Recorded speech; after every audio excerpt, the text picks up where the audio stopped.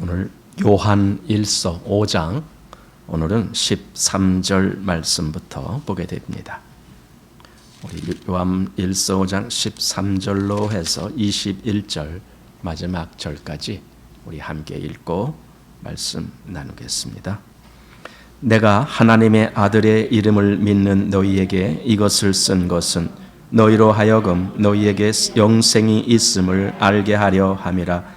그를 향하여 우리의 가진 바 담대한 것이 이것이니 그의 뜻대로 무엇을 구하면 들으심이라. 우리가 무엇이든지 구하는 바를 들으시는 줄을 안즉 우리가 그에게 구한 그것을 얻은 줄을 또한 아느니라. 누구든지 형제가 사망에 이르지 아니한 죄 범하는 것을 보거든 구하라. 그러면 사망에 이르지 아니하는 범죄자들을 위하여 저에게 생명을 주시리라. 사망에 이르는 죄가 있으니 이에 대하여 나는 구하라 하지 않노라. 모든 불의가 죄로 돼 사망에 이르지 아니하는 죄도 있도다. 하나님께로서 난 자마다 범죄치 아니하는 줄을 우리가 아노라. 하나님께로서 나신 자가 저를 지키심에 악한 자가 저를 만지지도 못하느니라. 또 아는 것은 우리는 하나님께 속하고 온 세상은 악한 자 안에 처한 것이며 또 아는 것은 하나님의 아들이 이르러 우리에게 지각을 주사 우리로 참된 자를 알게 하신 것과 또한 우리가 참된 자 곧 그의 아들 예수 그리스도 안에 있는 것이니 그는 참 하나님이시요 영생이시라. 가자녀들아 너희 자신을 지켜 우상에서 멀리하라. 아멘. 오늘 요한 1서 마지막 아마 시간이 될 것 같습니다. 5장 13절부터 우리가 이렇게 보게 됩니다. 사도가 마지막으로 성도들에게 주는 말씀이 5장이다라고 우리가 또 보았는데 그 5장 중에서도 이제 오늘 우리가 보는 하반절은 더욱 그러한 뜻이 더 짙게 드러나지는 그런 말씀이라고 봅니다. 그 뜻이 무엇이냐면은 사도가 성도들에게 가장 원하는 것이에요. 뭘 원하느냐? 그들 안에 확신이 있기를 원하는 거예요. 사실 믿음이라는 것을 우리가 어떻게 표현할 수가 있느냐면은 믿음이 없는 사람과 믿음이 있는 사람과의 차이가 뭘까요? 믿음이 있는 사람은 자기가 믿는 그것이 무엇인지를 알 뿐더러 그것으로 인해서 확신을 갖는 사람이에요. 이게 믿는 사람이에요. 그 대상은 이제 우리가 보듯이 예수 그리스도요, 또한 하나님 아버지시요, 그 안에 되어져가는 모든 역사, 성령님의 역사입니다. 이것을 우리가 확실히 알고 그리고 그것을 내가 신뢰라는 거죠. 이것이 믿는 사람이죠. 그러니까 믿는 사람 안에는요 확신이 있어요. 그냥 믿는 건지 안 믿는 건지 이런 상태가 아니에요. 믿는 사람 안에는 확신이 있습니다. 그리고 그 확신은 세상에 그 무엇으로도 막을 수 없는 그런 확신이에요. 우리의 목숨과도 바꿀 수 없는 그런 확신이에요. 믿는 자 속에 있는 이 확신. 사도 요한은 아마 지금 여기 그 소아시아에 있는 교회들에게 그의 노년에 이 확신을 심어주고 싶었던 거예요. 좀 뭐라고 할까요? 그 당시 초대교회 때에는 여러 가지가 많이 그 열악한 그런 환경이었잖아요. 경제적으로는 당연히 어렵지만은 그것뿐 아니라 신앙적으로 또 종교적으로 많은 핍박이 있었던 때가 초대교회 때인데 그러한 상황 하에서 성도들에게 가장 사도 요한이 심어주고 싶은 마음, 그것은 믿음의 확신이라는 겁니다. 아마 우리도 사실 그것을 가져야 됩니다. 믿음의 확신. 내가 믿음의 확신이 없이 그냥 대충 이렇게 교회 생활하고 있다면은 사실 그거는 본인에게도 그렇고 다른 사람에게도 그렇고 그게 얼마나 무의미한 것입니까? 내 안에 확신도 없는데 믿는 자처럼 그렇게 겉으로 아무리 말한들 그것이 무슨 의미가 있겠습니까? 믿는 자 속에는 확신이 있어야 돼요. 믿음의 확증이 있어야 돼요.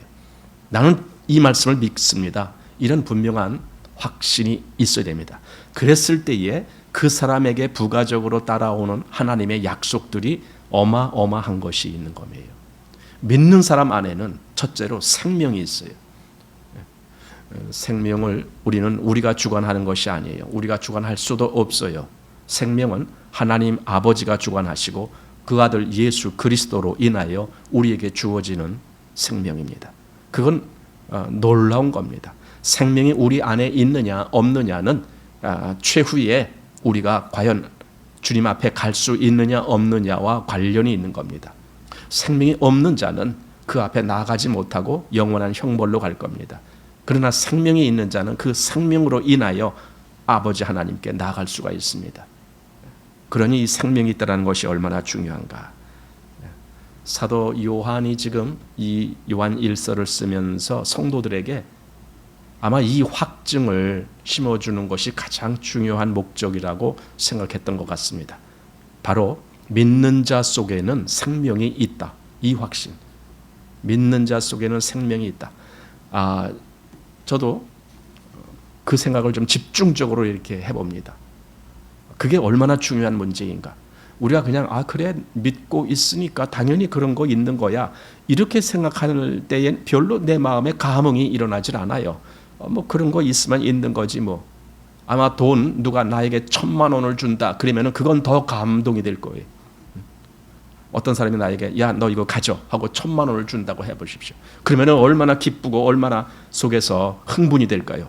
근데 내게 생명이 있다라는 그 말에 대해서는 별로 흥분이 안 되는 거예요. 뭐가 잘못된 거예요? 그 생명의 실체를 사실 내가 느끼지 못하고 있기 때문에 그런 거예요. 그걸 느끼라는 거예요. 지금 이 사도 요한이 그거예요. 우리 안에 생명이 있어. 믿는 자 속에 생명이 있어. 그걸 한번 느껴봐. 그러면 그게 얼마나 우리의 삶에서 우리를 흥분되게 만들고 우리의 삶을 이끌어가는 원동력이 되는지 그걸 알게 될 거야. 이 마음을 아마 사도 요한이 심어주고 싶었던 것 같아요. 그래서 여기 13절에 이렇게 말합니다. 내가 하나님의 아들의 이름을 믿는 너희에게 이것을 쓴 것은 너희로 하여금 너희에게 영생이 있음을 알게 하려 함이라. 영생이 있다. 너희에게 영생이 있다. 난 그걸 너희가 알기를 원한다. 그게 내가 이 글을 지금 쓰는 목적이다.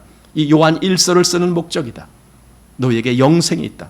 여러분 이걸 사소하게 여기지 마시기 바랍니다. 믿는 자 속에 영생이 있다는 걸 늘 그걸 크게 생각하시길 바랍니다. 아침에 일어날 때마다 하나님이 내 안에 영생을 주셨어. 아마 이 생각을 한번 해봄직합니다. 하나님이 내 안에 영생을 주셨어. 나는 비록 다른 사람들보다 내가 세상적으로 나은 것은 없지만 하나님이 내게 영생을 주셔서 내 안에 그 영생이 있어.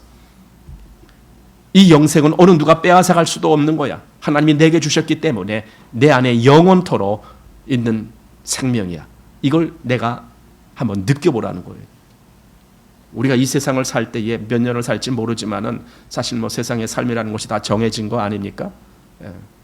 성경에 있는 말씀대로 우리 연수가 70이요 강건하면 80이라도 아마 요즘은 조금 더 강건하면 90까지 산다 뭐 이렇게 지금 사실 80이나 90이나 뭐 그리 차이 나겠습니까? 그냥 뭐 거기서 거기죠. 거기서 거기예요.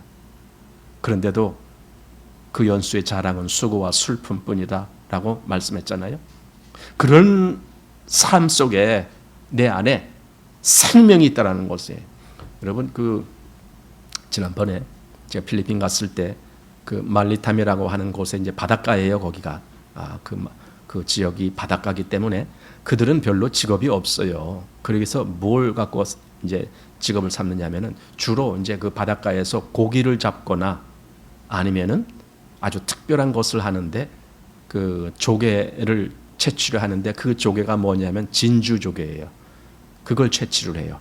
자연산 진주죠. 그걸 채취를 해서 그걸로 뭐 목걸이나 팔찌나 귀걸이나 이제 이런 걸 만들어 갖고 이제 시내에 가서 사람들에게 특별히 관광 오는 사람들에게 그런 걸 이제 파는 거예요. 그게 그들의 주업이에요. 거기 그 말리탐이라는 곳에 제가 저번에도 말씀드렸지만은 거기 있는 그 추장 아들이 위티라고 하는 아들인데 그 아들도 직업이 그 집안 직업이 다 그거예요. 그래서 그 일을 하는 거예요. 근데 한번 생각해 보세요. 어떤 조개, 뭐 그게 뭐 바지락인지 뭔지 모르겠지만은 어쨌든 그 안에 진주가 있는 것이 있고 없는 것이 있을 거 아닙니까? 다 있는 건 아니잖아요. 뭐 한 10마리 정도 이렇게 열어봤더니 그 중에 하나가 있을 수도 있고 한 100마리 정도 열어봤는데 그 중에 하나가 있을 수도 있고 그러잖아요. 그 진주가 있는 조개하고 없는 조개하고 상상을 해보세요. 가치가 완전히 다른 거 아닙니까? 그 조개가 있는 것은 바로 그것 때문에 그 조개는 귀한 조개가 되는 것이고 그 조개는 가치가 있는 거지만 없는 조개를 생각해 보세요. 이건 뭐 그냥 먹는 거 외에는 아무 가치가 없는 거죠. 자, 똑같은 사람인데 어떤 사람 안에는 생명이 있고 어떤 사람 안에는 생명이 없다. 이 가치, 이 차이를 우리가 느껴야 됩니다. 그리스도인은 좀 자랑스러운 영광스러운 그런 삶을 누려야 돼요. 왜냐하면 그 속에 영생이 있기 때문에. 그냥 생명이 없이 살다가 꺼져가는 그냥 시시한 불빛 같은 그런 것이 아니라 내 안에는 영원히 꺼지지 아니하는 영생이 있다라는 이 사실 하나만 가지고도 그리스도인은 그 삶을 영화롭게 살아야 돼요. 그리고 아주 당당하게 살아야 돼요. 내 안에는 영생이 있어. 세상 사람들이 알지 못하는 영생이 있어. 그것 때문에 나의 모든 외적인 어떤 환경적인 그런 것이 더 열악하고 핍박을 받는 그런 조건이 된다 할지라도 나는 그거에 신경 안 써. 왜냐하면 내 안에 그것보다 더 훨씬 귀한 영생이라는 것이 있으니 나는 이것 때문에 다른 것을 다 포기되어진다 할지라도 상관없어 라고 말할 수 있는 그런 마음. 이게 영생을 소유한 사람이에요. 이 영생 때문에 하나님은 나를 이끌어 가시는 거예요. 내 안에 넣어준 그 영생 때문에 나를 그의 나라로 이끌어 가시는 거예요. 그래서 생명이 있느냐 없느냐 그것이 너무나도 큰 차이죠. 우리가 지난주에 본 바로 그 앞에 11절 12절이 바로 그 말씀입니다. 11절 보십시오. 또 증거는 이것이니 하나님이 우리에게 영생을 주신 것과 보세요. 영생을 주셨다고요. 하나님이 우리에게 영생을 주셨다고요. 그리고 이 생명이 그의 아들 안에 있는 그것이니라. 아들이 있는 자에게는 생명이 있고 하나님의 아들이 없는 자에게는 생명이 없느니라. 이 생명이 있고 없고가 이렇게 중요한 거예요. 그 아들이 생명이에요. 아들이 생명이에요. 사도 요한은 계속 그 얘기를 하는 거예요. 요한 복음에서도 그 얘기를 하는 거예요.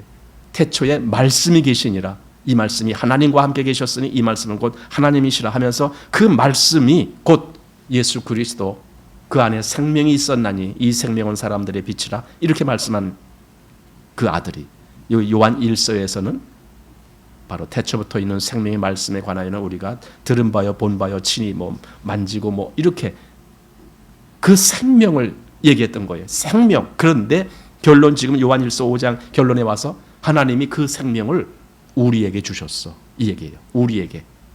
여러분 그리스도인은 생명을 받은 자들입니다. 내 안에 이 고귀한 생명이 들어왔다고요. 나는 비록 아무것도 아닌 것 같아도 나는 어쩌면 세상에 찌끼와 같은 자로 그렇게 존재한다 할지라도 상관없어요. 내 안에는 생명이 있으니까.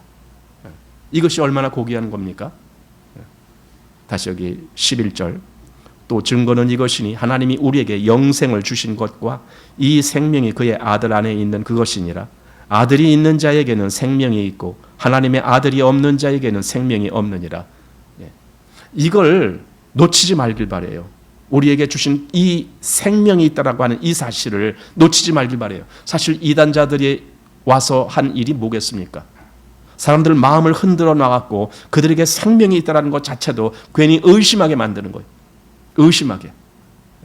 예를 들어 갈라디아 교회에 사도 바울이 복음을 전해서 그들이 구원함을 얻고 생명을 얻었는데도 불구하고 거짓 선생들이 가서 무슨 유혹을 했습니까? 너희들이 아무리 생명을 얻었다라고 해도 너희들이 할례를 받지 아니하면 그 생명은 다 무효가 되는 거야. 뭐 이런 식으로 성도들을 충동질하고 유혹하고 해서 성도들의 마음에 그것 때문에 불안한 마음이 막 생기고 막 이렇게 되잖아요. 여러분 잘못된 거짓 선생들은 또는 이단들은 뭘 얘기하는 거예요? 자꾸 우리 마음을 흔들어 놓는 거예요. 너에게 있는 영생? 그거 아니야. 우리 말을 들어야 돼. 이렇게 얘기하려고 하는 거예요. 여러분 정말 그렇습니까? 아마 자기 안에 이 영생이 없는 사람은 그런 말을 들을 때 거기 넘어갑니다. 이단자들이 와서 유혹할 때 넘어갈 수밖에 없어요. 그런 사람들은. 왜? 자기 속에 없기 때문에. 그러나 진짜 생명을 받은 사람은 하나님으로부터 그런 확증이 내게 주어졌다라면 누가 뭐래도 나는 그것을 놓치지 않아요. 그래서 넘어가질 않아요. 이단자들 아니라 그보다 더한 자들이 와서 나를 속인다 할지라도 나는 거기에 넘어가질 않아요. 왜냐하면 내 안에 있는 생명은 하나님으로부터 내가 받은 것이기 때문에.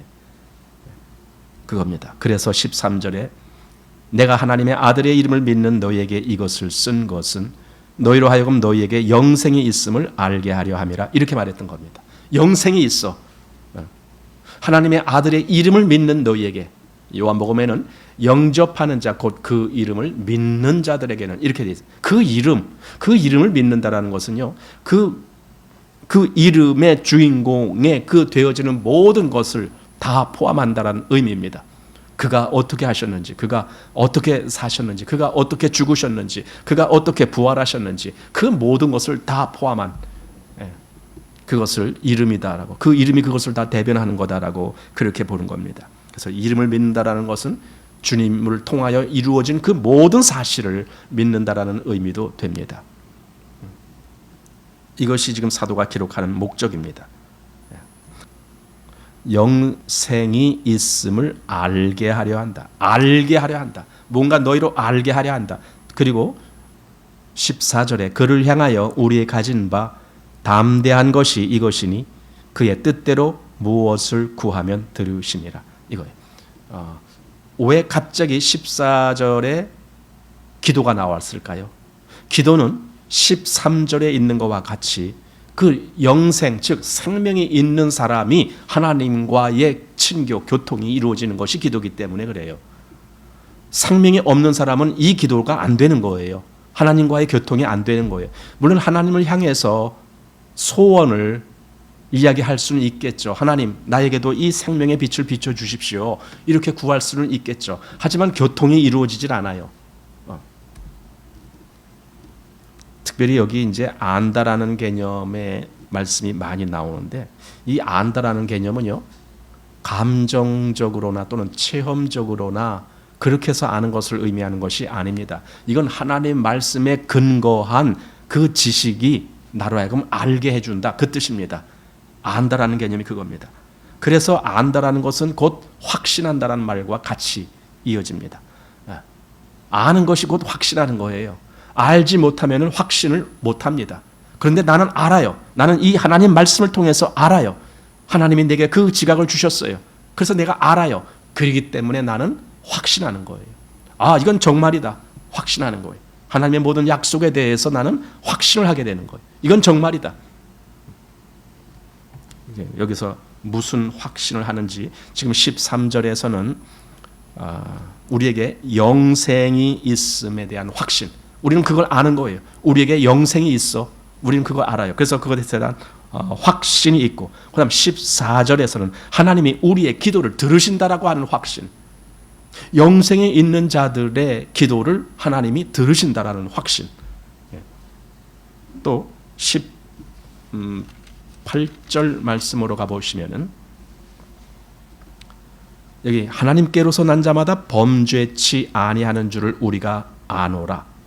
범죄치 않는다. 이게 왜 범죄치 아니하느냐? 여기 보니까 하나님께로서 나신 자가 저를 지키신다라는 거예요. 지키신다는 확신. 하나님께로서 나신 자가 바로 예수 그리스도신데 예수 그리스도께서 나를 지키신다. 이 확신. 그래서 결과적으로 어떻게 한다고요? 악한 자가 저를 만지지도 못하느니라. 악한 자가 나를 만지지도 못해. 왜냐하면 하나님께로서 나신 그 예수 그리스도께서 나를 지키시기니까 나는 악한 자가 절대로 건드리지도 못해. 즉 나로 하여금 그 은혜에서 떨어지게 만들 수가 없어, 이 말이죠. 사망이나 생명이나 뭐 천사들이나 어떤 피조물이라도 우리를 하나님의 그 사랑에서 끊을 수 없다라고 확신하는 것과 같이 여기서도 지금 그 얘기를 하는 겁니다. 우리는 이런 확신을 갖습니다. 그리고 또 20절 말씀을 보면은 또 아는 것은 하나님의 아들이 이르러 우리에게 지각을 주사 우리로 참된 자를 알게 하신 것과 또한 우리가 참된 자 곧 그의 아들 예수 그리스도 안에 있는 이것이니. 자, 여기 지금 뭐라고요? 우리가 어디 있다고요? 참된 자 곧 그의 아들 예수 그리스도 안에 있는 것. 여러분 이것에 대한 확신. 여기서 안다라고 하는 개념은 우리로 하여금 확신을 갖게 해주는 거예요. 그래 나 이거 알아. 그 말은 곧 그래 나 이거 진짜 확신해. 진짜 확신해. 진짜라고 믿어. 이 확신이죠. 우리가 그리스도 예수 안에 있다라고 하는 이 확신. 사실 이 말은 사도 바울이 아주 반복해서 말씀한 대목이죠. 우리가 그리스도 안에 있다라고 하는 말. 그런데 여기 지금 사도 요한도 우리가 그리스도 안에 있다라고 하는 이 확신을 갖게 하는 겁니다. 이게 하나님의 약속이고 하나님의 보장입니다.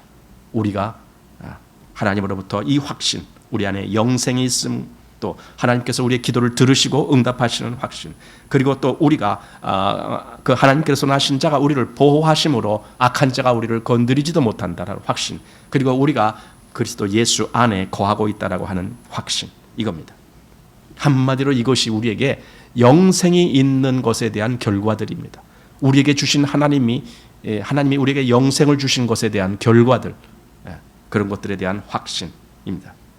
사실 요한복음 20장에 보면은 사도 요한이 요한복음을 쓴 그 기록 목적을 거기서 뭐라고 했느냐면은 내가 이것을 너희에게 쓰면 너희로 믿고 그 이름을 힘입어 생명을 얻게 하려 함이라 이렇게 말했잖아요. 거기서는 정말 생명을 얻게 한 것이 목적입니다. 그러니 생명을 얻기 위해서 우리는 사실 요한복음을 봐야 돼요.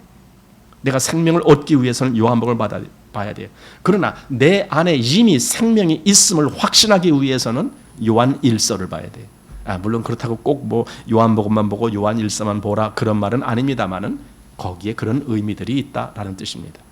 요한 1서는 우리에게 생명이 있음을 그걸 확신시켜주는 말씀입니다.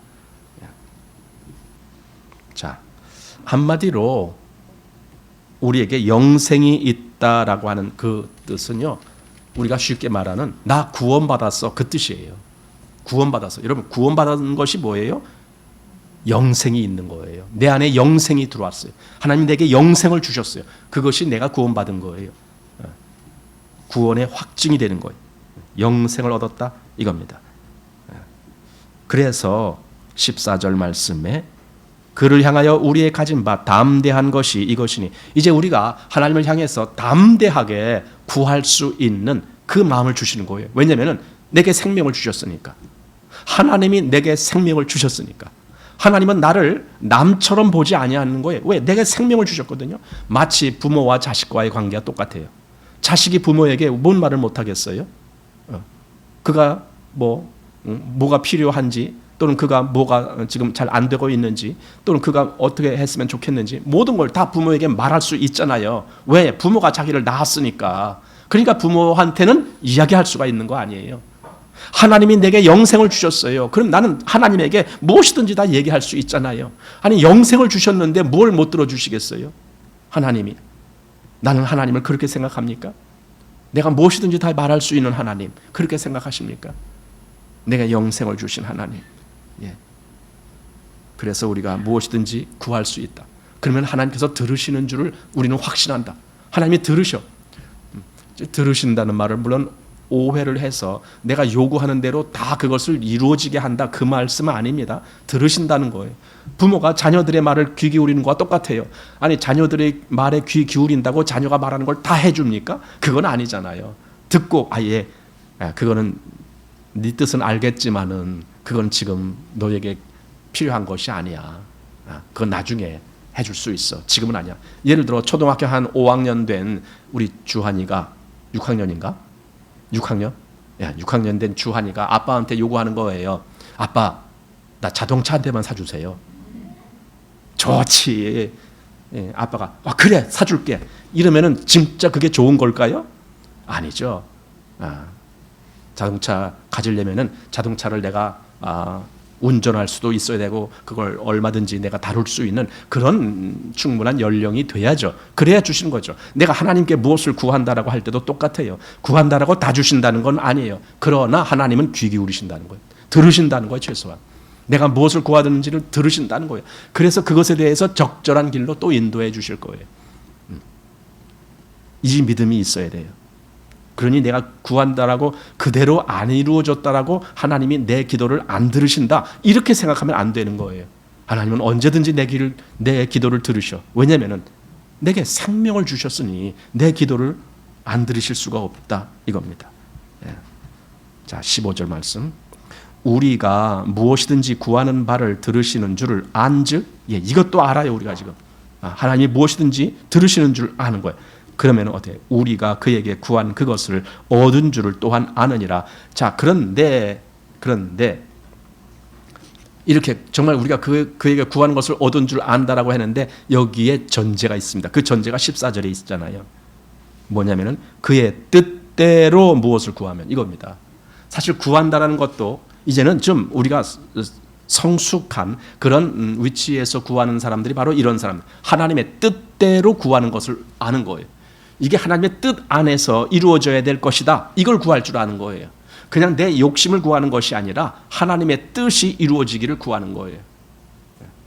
제가 저번에도 말씀드렸지만 대부분의 예수님의 제자들이 순교를 당하잖아요. 순교를 당해요. 그럼 그들이 순교를 당할 때 왜 그걸 구하지 않았지? 하나님, 나 지금 이 죽음에서 나를 좀 건져 주십시오. 왜 그 기도를 안 했을까요? 사실 그때 사도들이 그런 기도 안 해죠. 왜냐하면은 하나님의 뜻과 관련이 있기 때문에 그래요. 하나님은 오히려 나의 이 죽음을 통해서 더 큰 열매를 맺으실 것이다라는 걸 그들은 알았겠죠. 그러니 죽음을 모면해 달라고 하는 그런 요청을 하지는 않았을 거다라는 생각이 들어요.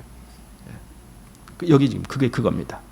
그의 뜻대로 무엇을 구하면 들으십니다. 이걸 우리가 아는 거예요. 우리의 모든 기도 속에 정말 하나님의 뜻대로, 뜻 안에서 구하는. 그래서 마태복음에 보면은 너희는 먼저 그의 나라와 그의 의를 구하라, 이 말씀이 있어요. 그의 나라, 하나님의 나라, 하나님의 의, 이게 뭡니까? 하나님의 뜻이죠. 하나님의 뜻을 구하는 기도, 그것을 말씀했던 거죠. 그의 뜻대로 구했을 때, 바로 그의 뜻대로 구한다는 것은 하나님과 통한다라는 거잖아요. 내가 하나님과 통하지 않고 어떻게 하나님의 뜻을 구별하고 알 수 있습니까? 하나님의 뜻대로란 말은 이미 나는 하나님과 교통이 이루어지고 있고 하나님의 뜻에 대해서 밝아 있는 그런 위치를 말하는 것입니다. 그래서 하나님과의 사귐, 하나님과의 교제, 그게 사실 요한 1서 기록한 목적 중에 하나라고 요한 1서 1장에서 이미 말했습니다. 요한 1서 1장에 사귐, 그 예수 그리스도와 함께하는 그 사귐, 이것을 말했습니다. 하나님의 뜻대로 한 기도. 여기 이제 지금 우리가 15절 말씀, 우리가 무엇이든지 구하는 바를 들으시는 줄을 안즉 우리가 그에게 구한 그것을 얻은 줄을 또한 아느니라. 자, 그리고 16절. 자, 사실 이제 15절에 우리가 무엇이든지 구하는 바를 들으시는 줄 안즉 우리가 그에게 구한 그것을 얻은 줄을 아느니라 했을 때 과연 무엇을 어떻게 구하느냐, 그게 과연 하나님의 뜻대로 구한 기도냐, 그것에 대한 실제적인 예증이 16절입니다. 16절 보면 이렇게 되어 있습니다. 누구든지 형제가 사망에 이르지 아니하는 죄 범하는 것을 보거든 구하라. 이거 구하라. 왜? 그게 하나님의 뜻이니까. 하나님의 뜻이 거기 있으니까. 자, 그런데 고단 보십시오. 구하라. 그러면 사망에 이르지 아니하는 범죄자들을 위하여 저에게 생명을 주시리라. 그런데 고단 보십시오. 사망에 이르는 죄가 있으니 이에 대하여 나는 구하라 하지 않노라. 왜? 이건 하나님의 뜻이 아니니까. 하나님의 뜻이 아닌 것은 구하지 말아라, 지금 그 뜻입니다. 그럼 이게 뭡니까? 사망에 이르는 죄라는 것이, 그것에 대해서는 구하지 말라라는 거예요. 어떤 것이 사망에 이르는 죄고 어떤 것이 사망에 이르지 아니하는 죄입니까? 이 구별을 해야죠. 하나님의 뜻을 안다라는 것은 이 구별을 하는 것을 의미합니다. 사망에 이르는 죄, 그것이 과연 뭘까? 이 앞에서 우리가 11절에 보면은 하나님이 우리에게 영생을 주셨다, 즉 생명을 주셨다. 근데 그 생명이 그리스도 안에 있다. 보세요. 생명이 그리스도 안에 있어요. 그럼 내가 생명을 원한다고, 내가 생명을 갈망한다면 난 그리스도를 붙잡아야 돼요. 왜? 생명 그 안에 있으니까. 많은 사람들이 그 예수님 시대 때 왜 예수님께 와서 매달립니까? 예수님이 자기를 고쳐줄 능력이 그분 안에 있으니까. 문둥병자가 왜 예수님께 나와서 다윗의 자손이요, 또는 소경들이 예수님께 나와서 다윗의 자손이요, 우리를 불쌍히 여기소서 왜 했습니까? 우리를 고쳐줄 능력이 저 예수님 안에 있으니까. 지금 생명이 예수님 안에 있다면 우리는 예수님을 붙잡아야 되는 거잖아요. 그렇다면 여기 사망에 이르는 죄라는 것이 뭐예요? 그 생명의 주인이신 예수님을 거부하는 거예요. 이게 사망에 이르는 죄예요. 실상 이것은 알 만큼 알고 거부한 것을 의미하는 거예요. 모르는 자들의 위치보다도 알 만큼 알면서도 그리스도를 거부하는, 한마디로 배역한 그런 의미로 그리스도를 거부한 것을 의미합니다. 배척한다 그러죠, 우리가 보통. 우리 히브리서 6장 말씀 한번 보십시오. 히브리서 6장 5절 말씀. 하나님의 선한 말씀과 내세의 능력을 맛보고 타락한 자들은 다시 새롭게 하여 회개케 할 수 없나니 이는 자기가 하나님의 아들을 다시 십자가에 못 박아 현저히 욕을 보임이라. 여기 하나님의 아들에 대해서 말하자면 거부한 거예요. 근데 그들이 이 앞에서 보니까 하나님의 선한 말씀과 내세의 능력을 맛보았다. 그러니까 알 만큼 알았다 그 뜻이에요. 맛보았다. 근데 타락했다. 다시 말해서 그리스도를 거부했다. 그런 사람들은 다시 새롭게 하여 회개케 할 수 없다. 그러니까 이런 사람들을 위해서는 구하면 안 되는 거예요. 왜? 그건 하나님 뜻이 아니니까. 베드로 후서도 한번 보십시오. 베드로 후서 2장 21절에 의의 도를 안 후에 받은 거룩한 명령을 저버리는 것보다 알지 못하는 것이 도리어 저에게 나으니라. 이거죠. 보세요. 의의 도를 안 후, 그걸 알아요. 하나님의 뜻을 알아요. 그런데 그 명령을 저버리는 거예요. 차라리 알지 못하는 것이 나을 뻔했다 이거죠. 누굽니까? 예수님을 팔았던 가룟 유다에 대해서 예수님이 저는 차라리 나지 아니하였으면 나을 뻔했다. 이렇게 말한 것처럼. 그러니까 이런 것에 대해서는 구할 수가 없는 거예요. 왜? 그건 하나님 뜻이 아니니까. 그래서 지금 요한 1서가 그 말씀하는 거예요. 다시 16절 요한 1서 5장 16절. 누구든지 형제가 사망에 이르지 아니하는 죄에 범하는 것을 보거든 구하라. 이런 죄들은 이건 사소한 죄, 어떤 개인적인 잘못 이런 것에 대해서는 누구든지 돌이킬 수가 있어요. 그러나 그리스도를 거부하는 죄는 그건 돌이켜지는 게 아니에요. 그래서 여기 구하라 하지 않노라 그렇게 얘기해요. 자, 다시 한번 보십시오. 그러면 사망에 이르지 아니하는 범죄자를 위하여 저에게 생명을 주시리라 해놓고 사망에 이르는 죄가 있으니 이에 대하여 나는 구하라 하지 않노라. 그것까지 구하라라고 하지는 않는다. 왜? 그거는 하나님의 뜻이 아니니까. 사도는 우리가 그런 것을 안다라는 말씀을 아주 굉장히 강조를 하고 있습니다. 안다, 즉 하나님의 말씀에 그렇게 기록되어 있다. 아까 13절에서도 그랬지만은 지금 15절에서도 안즉 또는 아느니라 이렇게. 그리고 18절에서도 여기 보면은 우리가 아노라. 또 19절에서도 또 아는 것은, 또 20절에서도 또 아는 것은, 이렇게 우리는 계속 안다. 그럼 이게 안다라는 개념이 뭡니까? 그게 하나님 말씀에 있어 이 말이에요. 하나님 말씀에 기록되어 있어.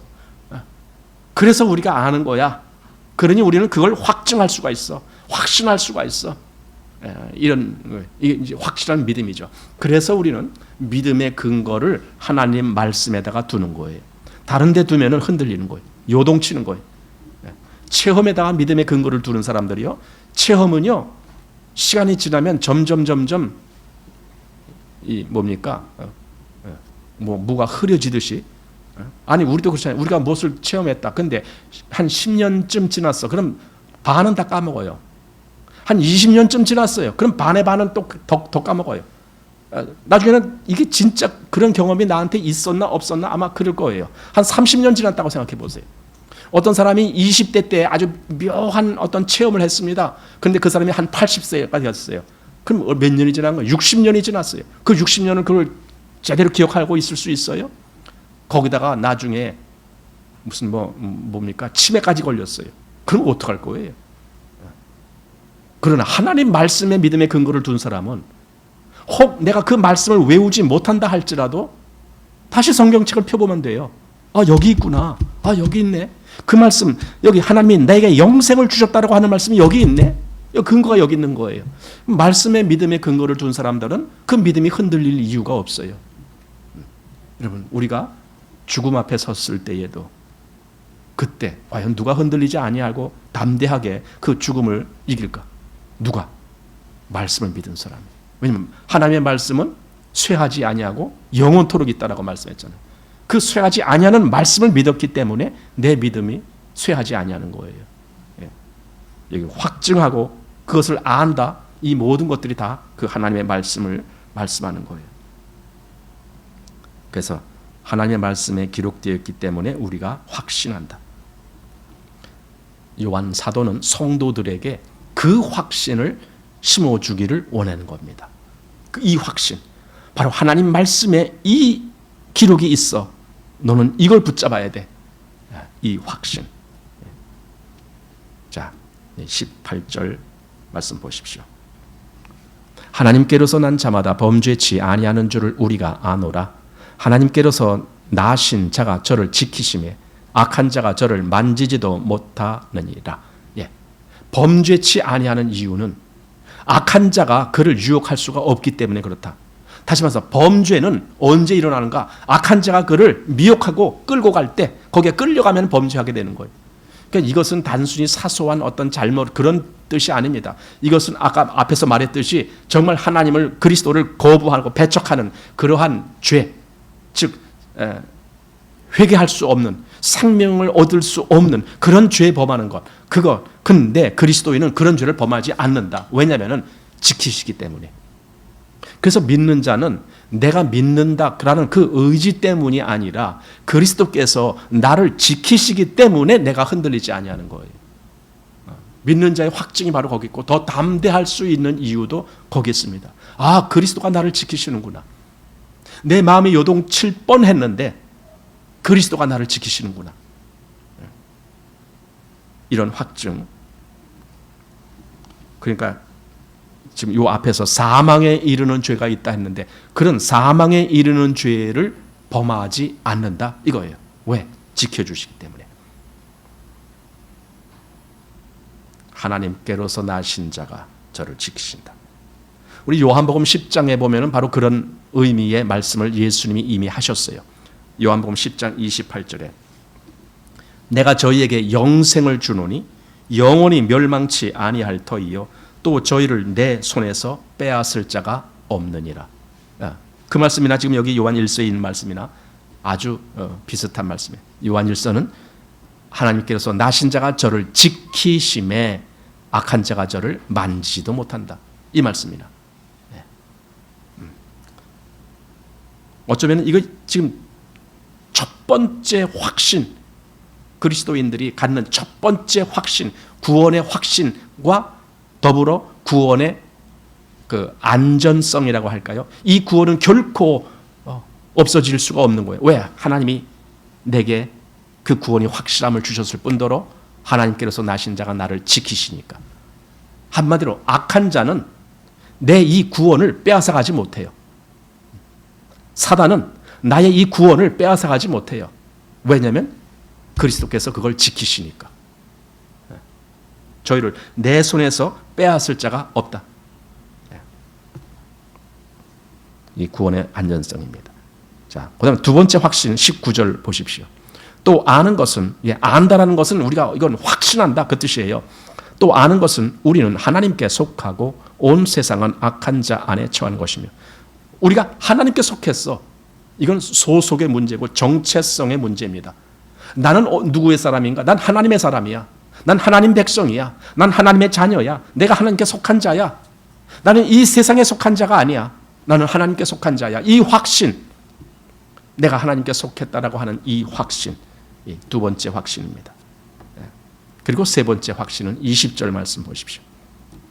또 아는 것은 하나님의 아들이 이르러 우리에게 지각을 주사 우리로 참된 자를 알게 하신 것과 또한 우리가 참된 자 곧 그의 아들 예수 그리스도 안에 있는 것이니 그는 참 하나님이시요 영생이시나. 이렇게 우리에게 하나님의 아들이 이르렀단 말은 하나님의 아들이 우리에게 오셨다는 말인데, 그렇게 해서 뭘 어떻게 하셨느냐? 우리에게 지각을 주셨다는 거예요. 지각. 그 지각이라는 게 뭡니까? 내가 그것을 알 수 있게 하는 거예요. 여기서 계속 지금 우리가 아노라, 그걸 어떻게 아는 것은 계속 안다라는 말을 했는데, 사도 요한은 그게 바로 그 아들이 우리에게 지각을 주신 것이야. 우리 마태복음 11장에 보면은 아들과 또 그 아들의 소원대로 계시를 받는 자 외에는 하나님을 아는 자가 없고, 이런 말씀이 있습니다. 아들과 그리고 아들의 소원이라는 거예요. 아들의 소원. 그건 뭐야? 아들이 그걸 원하신다는 거예요. 아들이 그걸 원하기 때문에 아들이 그 일을 하신다는 뜻이에요. 그러니까 여기 지금 그 말이에요. 아는 것은 하나님의 아들이 이르러 우리에게 지각을 주사, 이거예요. 지각을 주셔서 어떻게 한다고요? 참된 자를 알게 하신 것. 예, 우리로 하나님을 알게 하시는 것. 알게 하신 것. 에베소서 2장 말씀에 보면은 사도가 그걸 기도한다라고 되어 있어요. 내가 너희를 위하여 이런 기도를 한다 하면서 무슨 기도를 하느냐? 우리에게 그 뭡니까? 지혜와 계시의 정신을 주사. 하나님께서 난 너희에게 지혜와 계시의 정신을 주셔서 너희로 하여금 하나님을 알게 하고, 또 그 외에 또 뒤에 거 이런 것 많은 것들을 알게 하기를 원한다, 이런 말인데, 첫 번째가 그거예요. 하나님을 알게, 그 계시를 주셨다. 지혜와 계시의 정신. 이게 세 번째 우리가 하는 확신입니다. 또 이 네 번째 확신, 동일한 20절 말씀에 나옵니다. 그 중간쯤 보면은 20절 중간에 또한 우리가 참된 자 곧 그의 아들 예수 그리스도 안에 있는 것이니, 우리가 예수님 안에 있어요. 이 확신. 그리스도인들은 이 확신을 갖고 있어야 돼요. 내가 어디에 있느냐? 제가 이제 거기 필리핀 갔을 때에 그 말리탐이라고 하는 지역에 갈 때에 배를 타고 갔다고 말씀드렸잖아요. 배를 타고 가는 거예요. 사방이요 다 바다예요. 바닷물이에요. 비록 작은 배지만 우리는 배 안에 있기 때문에 안전한 거예요. 목적지까지 갈 수가 있는 거예요. 배 안에 있기 때문에. 배 바깥으로 나가면 우리는 빠져 죽을 수도 있죠. 내가 그리스도 안에 있다라면, 여러분 그 생각을 한번 해보세요. 내가 그리스도 안에 있어. 에베소에서는 우리를 그리스도와 함께 하늘에 앉히셨다라는 말씀, 그 안에 우리를 앉히신 거예요. 또 골로새서에서는 우리의 생명이 그의 안에 있다, 그리스도와 함께 하나님 안에 감추어 있다, 이런 말씀을 하시는 거예요. 보세요. 우리가 그 안에 있다라고 하는 이 놀라운 확신, 이 확신을 갖고 있는 사람은 옆에 어떤 파도가 치건 어떤 뭐가 있건 간에 나는 여기서 보호받는다라는 걸 알게 돼요. 주님이 나를 보호하시고 계시는구나. 내가 그 안에 있구나. 나는 그리스도와 하나가 된 거예요. 모든 것이 그리스도와 공유를 하게 되는 거예요. 하나님이 그리스도를 통하여서 주시는 그 모든 은혜를 나는 다 받을 수 있게 되는 거예요. 이것이 그리스도 안에 있는 자예요. 그리고 마지막에 그런 말을 덧붙였어요. 그는 참 하나님이시요 영생이시다. 여기 우리가 안에 거하는 그 예수 그리스도, 우리는 예수 그리스도 안에 거하는데 그분은 참 하나님이시고 그분은 영생이시다. 아마 요한은 이걸 근거로 해서 지금까지 계속 이야기했던 거예요. 그분이 참 하나님이야. 그리고 그분이 참 영생이야. 영생. 그분이 생명이야. 예수님이 곧 생명이야. 그 얘기를 요한복음에서도 했고 지금 요한 1서에서도 했고 그렇습니다. 그분이 영생이다라고, 이 사실. 그러니 나는 그분을 소유하고 있으면 돼요. 그럼 나는 영생을 소유한 거예요. 그분이 내 안에 거하시면 나는 영생을 내 안에 있게 하는 거예요. 그분 때문에 나는 영생에 들어가는 거예요. 그분 때문에 나는 영원한 나라에 갈 수가 있는 거예요. 왜? 그분이 영생이시니까. 그분이 참 하나님이시고 그분이 참 영생이시니까. 네. 자, 그리고 21절입니다. 자녀들아 너희 자신을 지켜 우상에서 멀리하라. 마지막에 지금까지 영생 이야기를 하고 우리가 그분 안에 있다라는 이야기하고 막 그러더니 갑자기 21절에 좀 이상한 얘기가 나온 것 같아요. 완전히 생뚱맞은 그런 이야기를 하는 것 같아요. 보세요. 자녀들아 너희 자신을 지켜 우상에서 멀리하라. 자, 이 얘기를 왜 했을까요? 우상이 뭡니까? 이 앞에 뭐 참된 자를 알게 한 것과 또 우리가 참된 자 곧 그의 아들 예수 그리스도 안에 있는 것이니 그는 참 하나님이시오. 여기 참 이게 3번이나 나왔어요. 그 앞에 지금 20절이 그랬어요. 근데 21절에는 우상 얘기가 나왔어요. 그럼 우상은 뭐예요? 이 참과 반대예요. 즉 거짓이란 말이죠. 우상은 거짓을 얘기하는 거예요. 허상, 허위 뭐 그런 걸 얘기하는 거예요. 예. 우상. 그래서 이사야서 44장 9절 말씀에 보면 그 말이 나와요. 우상을 만드는 자는 다 허망하다. 허망한 자들이에요. 왜? 그건 거짓이니까. 예. 허망. 한마디로 우상은 이 세상에 그 허망한 그 어떤 것을 자랑하는 것이에요. 그게 우상이에요. 여기 요 앞에 우리 요한 1서 2장 15절 말씀에 그 말이 있잖아요. 이 세상이나 세상에 있는 것을 사랑치 말라. 누구든지 세상을 사랑하면 아버지의 사랑이 그 속에 있지 아니하니 이는 세상에 있는 모든 것이 육신의 정욕과 안목의 정욕과 이생의 자랑이니 다 아버지께로 쫓아온 것이 아니요. 그리고 마지막에 세상으로 쫓아온 것이라. 그건 세상으로부터 온 것이야. 네. 육신의 정욕, 안목의 정욕, 이생의 자랑, 그건 세상으로부터 온 거야. 그러니 보세요. 육신의 정욕, 안목의 정욕, 이생의 자랑에 마음이 빼앗긴 사람은 세상에 끌려가는 사람이에요. 그런 다시 말하면 여기서 지금 말한 대로 우상에게 종로로 타는 거나 마찬가지. 왜? 허상을 쫓아가고 있는 거니까. 멸망당할 것을 쫓아가니까. 영원한 것을 쫓지 아니하고 멸망할 것을 쫓고 있으니까 그는 우상 숭배자와 똑같은 거예요. 그래서 우상 숭배가 골로새서에서는 뭐라 그랬어요? 골로새서 3장에 무엇이 우상 숭배라 그랬어요?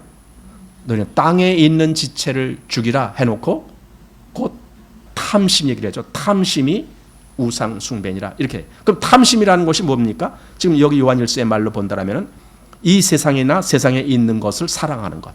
즉 육신의 정욕, 안목의 정욕, 이생의 자랑. 그게 탐심이잖아요. 그게 곧 우상 숭배라는 거예요. 왜? 허상을 쫓아가니까. 그 영원한 것을 쫓지 않고 허상을 쫓는 것 다 우상 숭배다. 지금 그 얘기하는 거예요. 탐심이 곧 우상 숭배니라.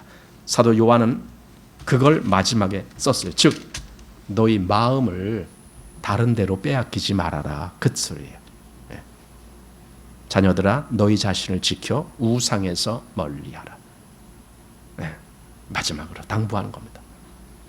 너희 마음을 그 육신의 정욕, 안목의 정욕, 이생의 자랑에 빼앗기지 말아라. 이것이 사도 요한이 요한 1서를 통해서 성도들에게 당부하는 말씀이고 오늘 우리도 그 말씀을 그렇게 받습니다. 정말 하나님이 우리에게 영생을 주셨다면 우리는 영생을 쫓아가야지 왜 이 세상에 허망한 것을 쫓아가야 되겠는가? 허망한 것을 쫓는다는 것은 사실은 그 안에 영생이 없기 때문에 쫓아가는 것이 더 맞을 거예요. 왜냐하면 없는 사람은 뭔가를 가지고 그 없는 것을 대체할 것을 찾아야 되는 거예요. 내 속에 영생이 없기 때문에 뭔가 이 세상에 어떤 육신의 정욕, 안목의 정욕 이런 것을 가지고 그 영생이 있어야 될 자리에다 채우는 거예요. 그래서 그 길을 가는 거예요. 그것이 그리스도에 대해서 또는 하나님에 대해서 알 만큼 알다가도 그리고도 타락한 자들에 대한 이야기. 그들은 다시 회개케 할 수가 없다라고 말한 것과 똑같습니다. 대부분 이런 사람들이 많아요. 실제로. 하나님을 뭔가 아는 것 같고 복음을 아는 것 같고 그러다가 결국은 다 팽개쳐버리고 자기 육신의 정욕, 안목의 정욕, 이생의 자랑으로 빠져가는 거예요. 왜 그랬습니까? 아는 것 같았지만 실제로 그 안에 영생이 없기 때문에 그래요. 생명이 없으니까 그것이 역사할 수가 없는 거죠. 생명의 역사가 없으니까 여기 하나님께로서 나신 자가 그를 보호한다고 했는데 그게 없는 거예요. 그러니 그는 그냥 영생을 없는 자처럼 행동하게 된 겁니다. 요한 1서 이렇게 마치겠습니다.